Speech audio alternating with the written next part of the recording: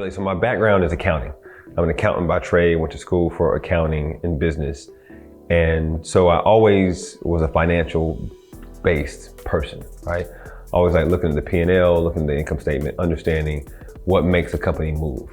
And so during my stint at Big Four accounting, I was an auditor. So I went through, did a lot of financial statement due diligence, a lot of audits, getting an understanding of how companies work.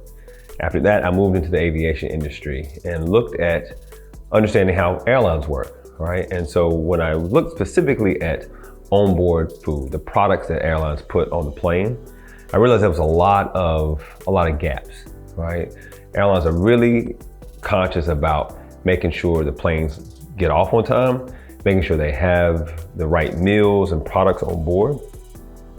But the secondary is what we do with those products, or how are we consuming those products, or how passengers are consuming those products.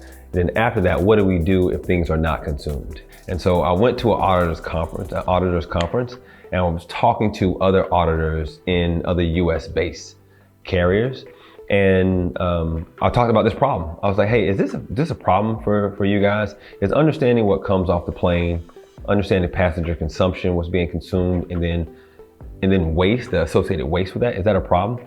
And every airline said yes, it is a problem, and it's hard to fix. It's a very hard to fix, very complicated problem because there's so many moving pieces, right? I think on average, an airline might have hundreds of flights a day, right, out of various locations.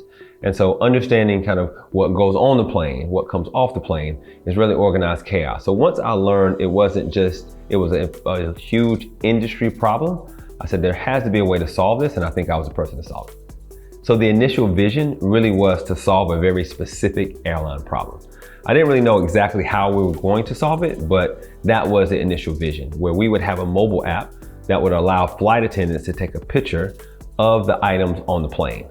For example, if they took a picture before the flight, they knew the types of items that were boarded on the plane, and then they took a picture after the flight, and they knew the type of items that were consumed, right? So you knew what was left over. Having those two data points would allow the airline a lot more data to give them a lot more visibility into what happens on board. Because now a lot of airlines truthfully just don't know, right? They might have some sales data. Sometimes the sales data doesn't reconcile, sometimes it does. But giving them that point of visibility where you know exactly what was loaded on the plane, exactly what comes off the plane, having that visibility and having that amount of data allows you to make an enormous amount of financial-based decisions. I think it's really making a difference, going to companies, as I said, providing data that they have not seen before, right? And saying, hey, we didn't even know this is possible. Everybody talks about AI. AI can do this, AI can do that. Majority of people like really say the word AI, but a lot of people are not really using AI to its full capacity, right? You might use a AI word modulator like ChatGPT, or some other process that allows you to modify words, or modify your emails or something like that. But from an image perspective, not a lot of people are taking images and processing them the way we do.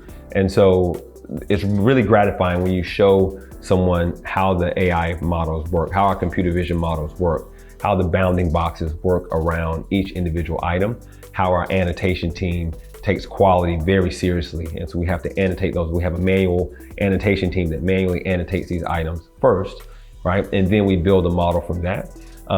Walking through that process with people, they're really amazed, right? And then, I mentor a lot of children. I have kids myself, right? And just talking to kids about, the future of technology, the future of AI, the future of computer vision, and how that can impact what we're all gonna do. It's not something to be scared of.